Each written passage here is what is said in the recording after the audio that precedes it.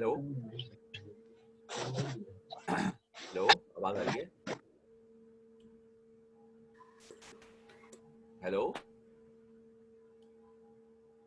आवाज आ रही है? यस सर, आवाज आ रही है, आ रही है, आ रही है। आवाज अच्छा क्लियर है, सही है आवाज? ठीक है।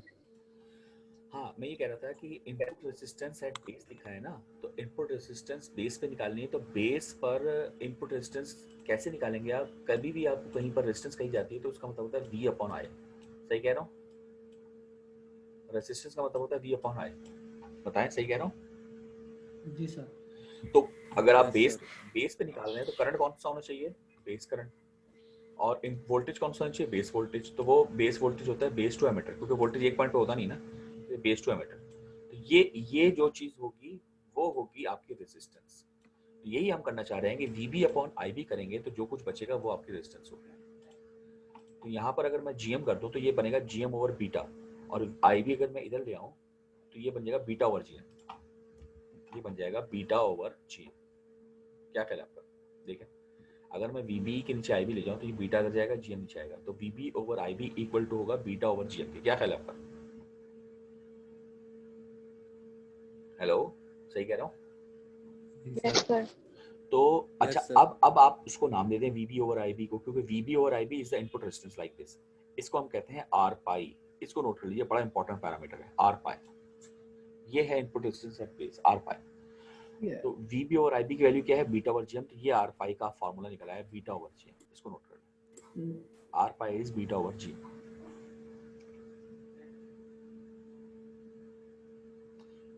देखिए, पहला पैरामीटर आपने जो निकाला, जो एम्पलीफायर में इस्तेमाल होगा, कौन सा था? GM। दूसरा पैरामीटर जो आपने निकाला जो एम्पलीफायर में इस्तेमाल होगा वो कौन सा है? R पाई। ठीक है, यहां तक क्लियर बात? अब आप जरा एक बात को नोटिस करें कि दूसरा पैरामीटर अगर आपको यूज करना है एम्पलीफायर में तो उसकी वैल्यू कैसे निकालेंगे? इस फॉर्मूले से। तो बीटा आपको जाहिर है गिवन होगा, GM। इसका मतलब ये किस पे डिपेंड कर रहा होगा? ये खुद इस पे डिपेंड कर रहा है। भाई सही कह रहा हूं? Yes, sir. और ये इसकी वैल्यू खुद कैसे निकलेगी? IC से। याद है ना, IC over VT। Yes, sir. ये किस पे डिपेंड कर रहा है? DC एनालिसिस पे, जो DC हम पहले करेंगे। तो इसका मतलब जब तक DC आप नहीं करेंगे तब तक IC नहीं निकलेगा, IC नहीं निकलेगा तो GM नहीं निकलेगा, GM नहीं निकलेगा तो R पाई नहीं निकलेगा। तो कनेक्टेड हुआ कि नहीं हुआ? सब कुछ DC पे डिपेंड कर रहा है, जो शुरू में हमने सीखा हुआ है सारा। यहाँ तक क्लियर बात?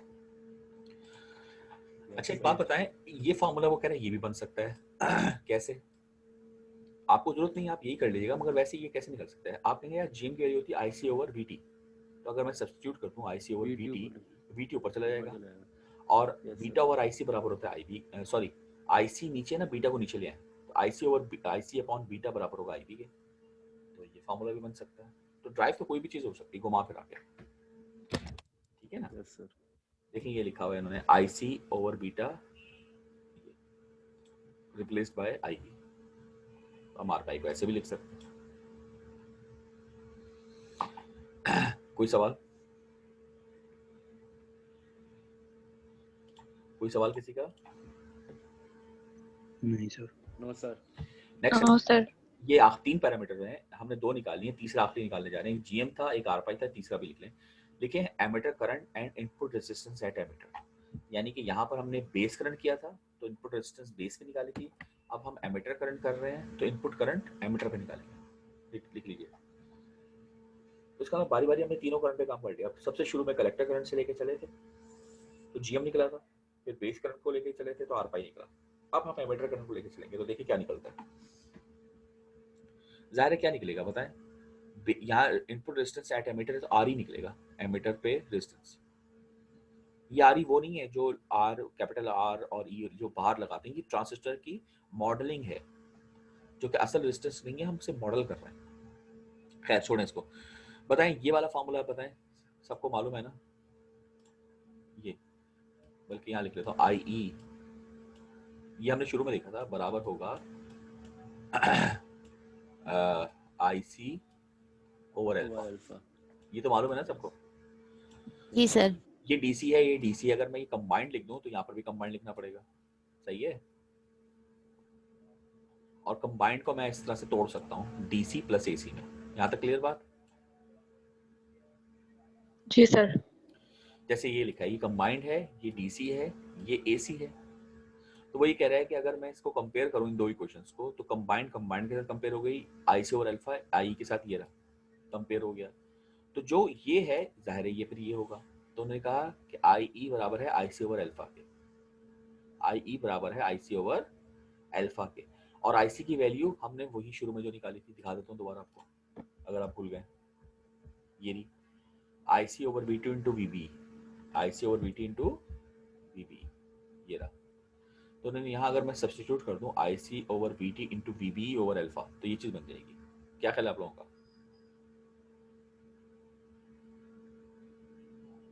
भाई यहाँ तक क्लियर?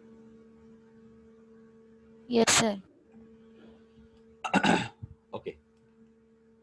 इसके बाद हम ज़रा इसकी सॉरी यहाँ पर हमने कहा कि इसको थोड़ा सा हम और एमीटर में शॉर्ट कर दें। तो आई सी ओवर अल्फा हम जानते हैं आई ई के बराबर है, तो हमने लिख लिया I E over V T, I E over V T into V B. ये आई सी ओवर यहाँ लिख देता हूँ, ये जो चीज़ है ना ये रिप्लेस हो गई आई ई में, तो बाकी कोई चीज़ बच गई। अब यहाँ पे हमारे पास करंट आ गया, एमीटर करंट भी आ गया और वी बी ई वोल्टेज भी आ गया। तो यहाँ पर ये नोट कर लीजिए आप, ये वी बी ओवर आई ई बराबर होगा एमीटर रेसिस्टेंस के R E. VBE over IE is equal to RE। ये स्मॉल सिग्नल रेजिस्टेंसेस कहलाती हैं। जो वहां पर आपने बेस की आर पाई निकाली थी, यहाँ पर आप RE निकाल रहे हैं। तो अगर मैं इसको क्रॉस मल्टीप्लाई करूँ इसके नीचे तो ये बन जाएगा, क्या बनेगा बताएं? VBE ओवर IE बराबर है, ये उधर जाएगा VT over IE, VT over IE। क्या ख्याल है आपका?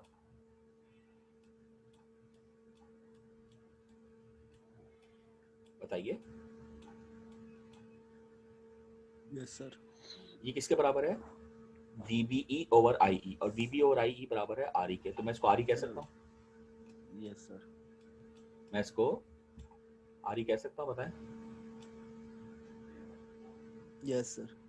यही मैंने कहा यहाँ पे RE बराबर है VT ओवर IE के। IE बराबर है VT ओवर IE के।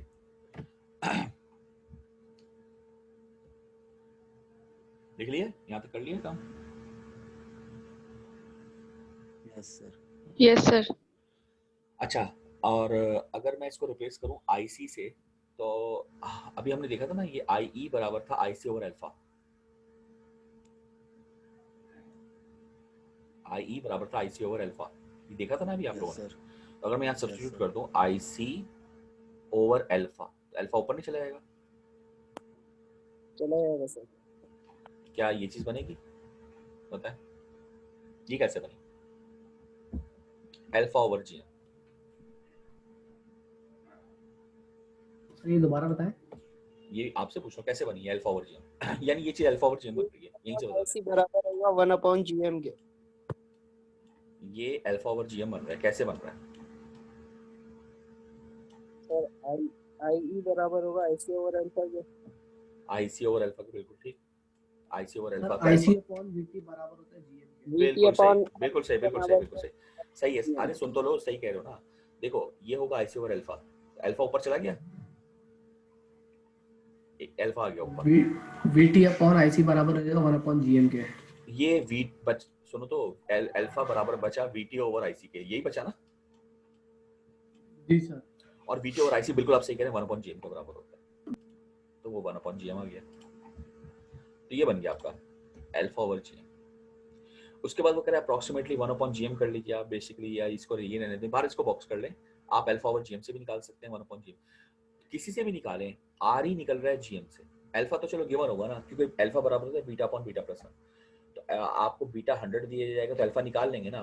तो आप ये ना ही करें, बल्कि 1/GM नहीं करें, आप यही करें, क्योंकि अल्फा आप निकाल सकते हैं बीटा से, और बहुत आसानी से निकालेंगे बीटा अपॉन बीटा प्लस 1, ठीक है ना। तो अल्फा निकल आएगा, तो उसका GM इस्तेमाल करेंगे। तो यानी आर ही डिपेंड कर रहा है GM पर, और GM डिपेंड कर रहा है आईसी पर, और आईसी डिपेंड कर रहा है डीसी एनालिसिस पर। तो ये तीनों पैरामीटर्स जो निकल रहे हैं वो कहाँ से निकल रहे हैं? आईसी से निकल रहे हैं देखा जाए तो। और आईसी क्या है? क्यू पॉइंट, यानी डीसी एनालिसिस। भाई यहाँ तक क्लियर बात? हेलो। Yes sir.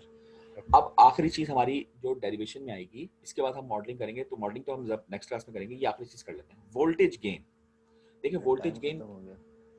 टाइम हो गया क्या 10 मिनट ऊपर हो गए। सर, ऊपर। है? तो बता दिया करो ना यार, मुझे टाइम नहीं आ जाता। चलो फिर एक काम करना, वीडियो में देख लेना वोल्टेज गेन को, तो हम कल स्टार्ट, ये छोटा सा ही है, 2 स्लाइड्स हैं ये, यहाँ से मैं आपको कराऊंगा हाइब्रिड पाई मॉडल से, ये दो स्लाइड्स हैं, ये आप देख लीजिएगा, ठीक है? ठीक है सर। चलें फिर, ओके, अल्लाह हाफिज़, आप जा सकते हैं। कोई बच्चा रह गया चलो अटेंडेंस से तो वो रुक जाए, हाँ वो रुक जाए, बाकी अरे बोल तो रहा हूँ, वो रुक जाए, बाकी जा सकते हैं। जी आईडी बताएं। अल्लाह हाफिज़। 70473 ठीक है, जा सकते हैं आप। और कोई? 0468 अहमद यस सर जी, और कोई? 0469 अब्दुल राफे यस सर। जी, और कोई? हो गए सारे? बस ओके, अल्लाह हाफिज़।